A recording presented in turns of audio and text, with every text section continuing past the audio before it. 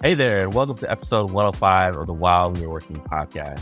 This is the show that helps you become a better people leader, whether you're an HR pro or a non-HR pro working on some HR things at your office. I am your host, Joey Price, and as always, I'm joined by my awesome co-host, Summer Ketron, who's our consulting practice manager here at Jumpstart. We've got a great show for you today. We've got interesting topics that we're going to cover that no matter your industry, I think it's important, especially if you plan to do some hiring. And we've got something to cover in case you need to do some termination. And what are some ideas to help curb the effect or present a barrier to the effect of possible layoffs? And so let's go ahead and jump into our show today. This first segment is While We Were Working. And While We Were Working is a portion of our show where we cover a news article, a topic, trend that you need to be aware of, and you may not have been paying attention. Why? Because you're busy working.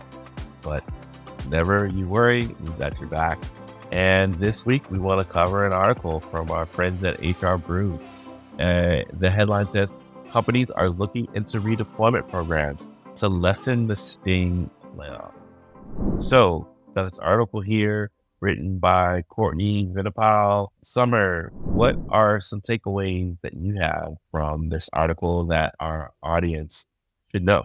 Yes, I think my first response was like, wow, how fast the environment for hiring and businesses has changed. It seems like truly just a couple of weeks ago, Joey, we were talking about companies not being able to hire fast enough and offering much higher salaries, perks, benefits, signing bonuses, you name it, anything to get talent in the door. And I think this is just a reminder that things can change quickly and that organizations should really be thinking about what their plan is in the event that they find themselves in a situation where layoffs are a reality. And I think it was a really great article that caught my attention because we're working with organizations who are facing this and trying to explore options that maybe not have been considered in the past. And this article talks about the concept of redeployment and how it's something that more companies now than prior are doing to help with team members that may be impacted by future layoffs. And I really liked that thinking because when you have layoffs, of course, it's tough to lose any team members, Joey, but the idea of truly trying to preserve your top talent is not new, but oftentimes companies aren't thinking about what other skills and talents do these team members have that can be utilized in other areas of our business, right? They're just often quick to think about, well, we've got to cut this position that really is unfortunate for this team member, and away they go. So I think this concept and focus on redeployment is a great one, and it does give folks some runway and opportunity to where they may be losing their present position, but it may also be an opportunity for them to do something new and different within the same company. And that would be a win for everybody. Yeah, I think so too. I think that redeployment is a nice effort to keep the team on board, keep institutional knowledge there, keep people who know your culture. And I think about this in the context of the reason why many people leave an organization is that they don't have opportunities for growth and development. And this is an interesting way through redeployment to keep someone on board and give them an opportunity to either learn a new skill or flex a muscle they're familiar with, but maybe they just haven't done it so much in your company. So I think that this can work. I mean, talking about layoffs is never fun. It's never a great topic to cover or let alone go through. But if there are things you can do to help alleviate the burden of it, Mhm. I say go for it. Yes, and referring back to this article, there was a Randstad survey. So, for those of you that aren't familiar, they are a large staffing agency. And part of that survey, there were 40% of respondents who actually anticipated that their company would be implementing redeployment programs in the next 12 months. And that was a really big figure.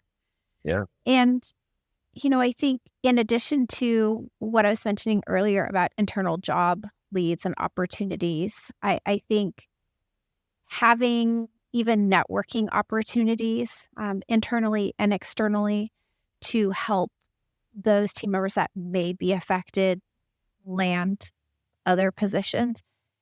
It's a staggering number, but I also think it's a sign that there's continuing to be a lot of change in this space. And so, if you're an organization who's you know, planning or contemplating layoffs, I think if this is a viable option, I would definitely suggest this as kind of a number one. But if that you have to proceed with layoffs as a whole, to just also be thinking about having a layoff strategy way beyond this. And that's something, Joey, unfortunately, we've been working with some of our clients on recently and kind of taking them through the steps of the planning and understanding things like having criteria for your selection. Like, what methodology are you using to determine, who's going to stay and who's going to go, and recognizing the importance of having that criteria to help mitigate potential claims of discrimination. And oftentimes those are really eye-opening conversations that, organizations aren't fully aware of the risk that they need to manage in doing this. Yeah. Yeah. There's quite a bit of risk in it. Um, and let's also think about kind of the opportunity that it presents. I think from a standpoint of being able to put yourself or put your company in a position to maybe turn things around by keeping folks on the organization or in the organization, but aligning things so that maybe you are able to get more profit in the door, you are able to get more revenue in and retain your team. Um, I think too, from the standpoint of alleviating maybe any bad press about layoffs, about larger organizations, and saying, hey, instead of us laying off 3 to 7, 10% of our workforce, if we're able to redeploy, which I guess in the modern buzzwords it'd have to be quiet shuffling, or I don't know, and be left quiet stuff. Um, but if you're able to make those internal organization changes, that might also continue to allow you to have the confidence of your customers who buy from you and look to your stability as a reason to continue to stay on. So I think that companies should take a look at this redeployment option, whether you're large or small, and some of the admission, the nuances to think about. And I'll share a few things that I had in mind about kind of, well, how do you set this up? How do you set up a redeployment program? I think you've got to, you've got to first look at the skills that you need from an organizational standpoint and where are the gaps. You should also think about, maybe if you don't have one already, have an internal job portal so that people can look at what opportunities are out there. If you listen to last week's podcast, make sure that the job descriptions are accurate, so that you're not catfishing your potential internal candidates. And once you have that job board in place and everything's clear, I think it also helps to have a bit of career counseling and support. It helps to make sure that you are giving people tools, resources, and encouragement to be successful in this new role that they're taking on. So, it's not just about building the thing or committing to this idea, but having the right infrastructure in place to support it so that it fulfills its intended goal. Yeah, I think that's solid advice, Joey. And I think in, best case scenario, those are things that companies will be able to do in order to help preserve some of their staff. But I think even with all of those things, there are going to be, team members that likely are going to be impacted by layoffs. And I kind of wanted to bring us back to a stat in the article that references that only 25% of US HR professionals reported offering severance packages to employees essentially in layoffs. And that's a pretty low number compared to 54% in the UK and 47% in Germany. So I kind of wanted to mention this because when we're working with clients in regards to their layoffs, there's always a lot of conversations about, will they offer a severance package? Can they offer a severance package? And if they do, what does it look like? And I always do suggest that if a company can, that they offer something. And it's really not just so that they can get that release signed by the team member to help minimize potential claims, but truly it's to help set this team member who's losing or just lost their job on their feet the best that they can in what is a very difficult and emotional situation. And when we talk about, as you mentioned, Joey, bad press, right? If a company is laying off team members, it's one thing if they're offering them severance. It's another thing if they're not. And, certainly when you aren't able to, I think there is a higher risk of having bad press at a minimum, hurting the reputation when it comes time to hiring new team members at some point in the future. Yeah. And, with sites nowadays like Glassdoor and other sites that allow you to rate employers, you do combat that public voice where people get opinion to your organization. And so all the more reason to do things as best as possible for the employee, and also in turn is, going to be the best thing for your organization. Are there any other thoughts you want to share on this topic too? I appreciate the team at HR BREW for bringing this up. I think it's an important thing to cover. And any other things you want to share on this? Yeah, I think it's really just some personal thoughts and reflecting after reading the article and talking about it today because, there's so much to layoffs and it's really important that you get them right. Like you don't get a second chance to fix it if you do it wrong. I think having personally been laid off in my career and unfortunately having to be on kind of the managing side and consulting side of more layoffs than I would like to admit, I have found that the communication to the team that remains after layoffs is really important because there's going to be a wide variety of emotions. And in addition to that, it's recognizing that these team members just lost their friends, their coworkers, and then the reality sinks in of, oh my gosh, who's going to do all this work?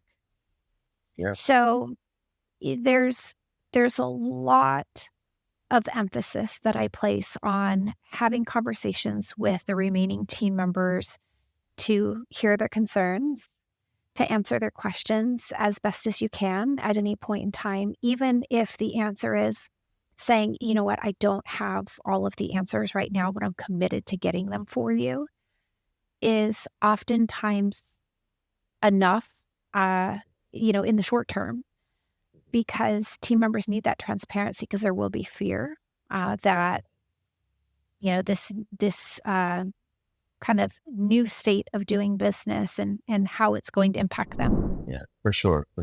Always lead with the transparency and the vision and future and the confidence that you would have as leadership management and what's beyond this season. So yeah, I can say it better. And I think we'll go ahead and we'll transition to our next topic here, which is Consultants Corner. And Consultants Corner is, again, a place where you can reach out, ask us questions. We're happy to talk about them on the show. And you can reach out to us at hello@jumpstart.hr.com. This week, we have a topic that came in for us to cover, and it's about job trial. So in some industries, it's job trials, in some industries, testing, it's you name it. But basically, that whole performance before an offer or performance before you're compensated. And so the question, simply stating, is job trials without pay. Are they legal? Is that a thing? Can you do that? Summer, what are your thoughts on this? Oh man, I feel like this is a giant can of worms, Joey, but super stoked to be talking about it because I think hate to say it, I think there's a lot of companies breaking the law. Yep. So, let's talk a little bit about this and, help share with our listeners and give them some guidance on if this is something your company does or is considering doing, how to stay on the right side of the law. Because, I hear of companies doing this and have to give them some recommendations on, how to fix their process to stay compliant. And let's maybe talk first a little bit about kind of the difference between what I know is job shadowing and job trials. Maybe we start there. Yeah, let's go for it. Okay. So job shadowing is often different than an actual job trial. So job shadowing would be, let's just say somebody is applying for, I don't know, a cook in a restaurant. Okay. And you bring them in as part of their interview process and you simply allow them to observe. They are not actually performing any of the work, but it's to give them a real life preview of, if you accept our offer, this is how busy it is. This is the pace. This is essentially what we would expect you to do. And that is okay because one, they're agreeing to it and they're not actually performing any work. Okay. So you could apply kind of that concept of job shadowing to a wide variety of jobs, right? They're simply observing and getting a sense of what a day or part of a day in a life is. Now, job trials, Joey, do you want to tackle explaining high level what a job trial might be?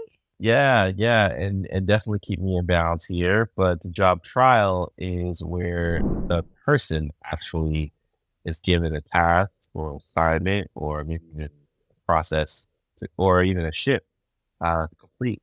And for that period of time, you are under evaluation as part of the hiring process to determine if there's a strong probability that you will be able to do the job as advertised, or if maybe there was some discrepancy in your resume, interview, so on and so forth. It's kind of a way for the company to see you put your money where your mouth is, so to speak. And so that's the job trial, is when you are on the clock to perform something that will be evaluated with or without compensation, but absolutely before an offer has been extended. Did I get it right? Yeah, I think that's great, Joey. All right. You always do a good job. And I would say it's an important distinction, right? Because job shadowing is really truly just observing. It's just watching and learning, while the trial is exactly what it sounds like. You are doing something, and that something can look different for a wide variety of jobs. I mean, when say you're hiring a programmer, you might ask them to write code.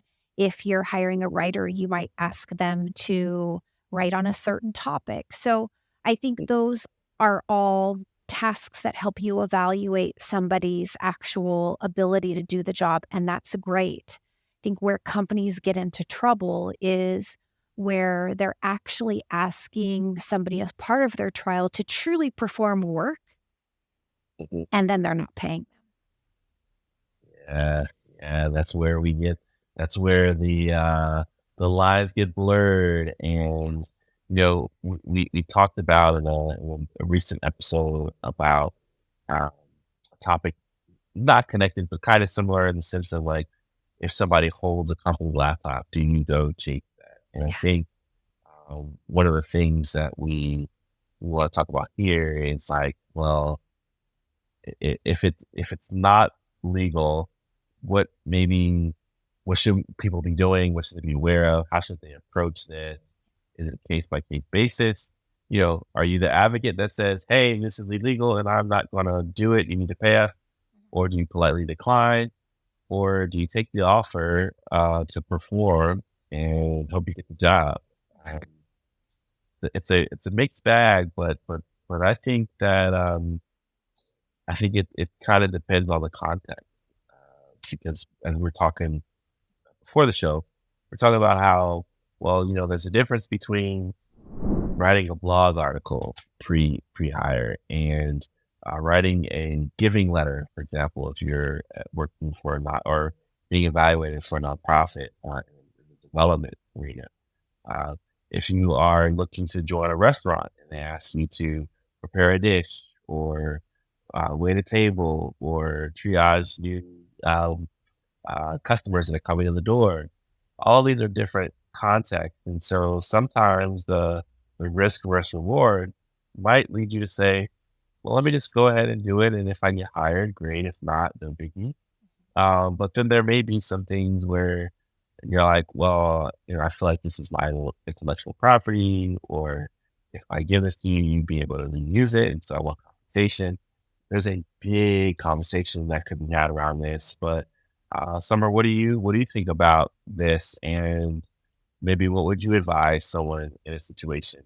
Yeah, it's really a challenging situation because I recognize that there are a lot of companies who actually technically are breaking the law in this space. And I don't know if they're aware and doing it knowingly, or if it's just simply, that they're not aware. Now, I think from the candidate standpoint, it's really tough because I think even if they know the company is doing something that they shouldn't, they obviously are interested and want that job and are likely to go along with what it is that the organization is asking because Mhm. the opportunity is greater than the potential loss.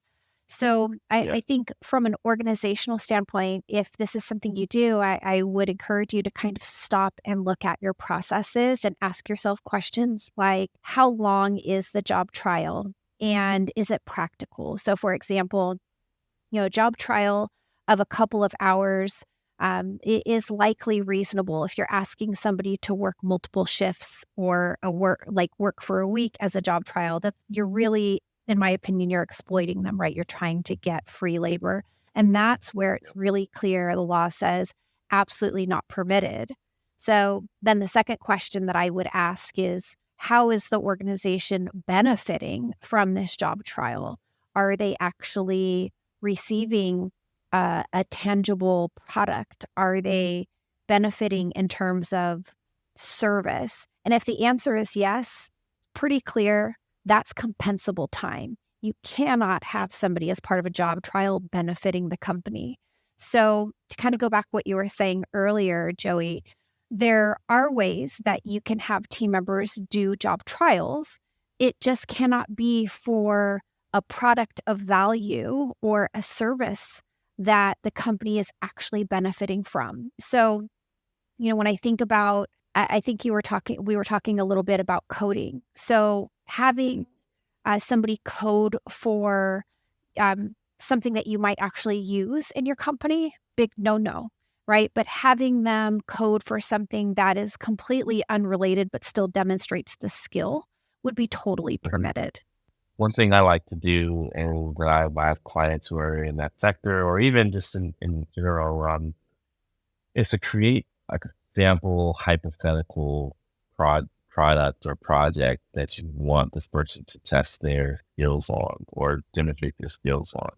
Because that way you still have the very real ability to assess their thought process, uh, their end product, maybe how fast they can turn it around for you, because many projects come with a timeline.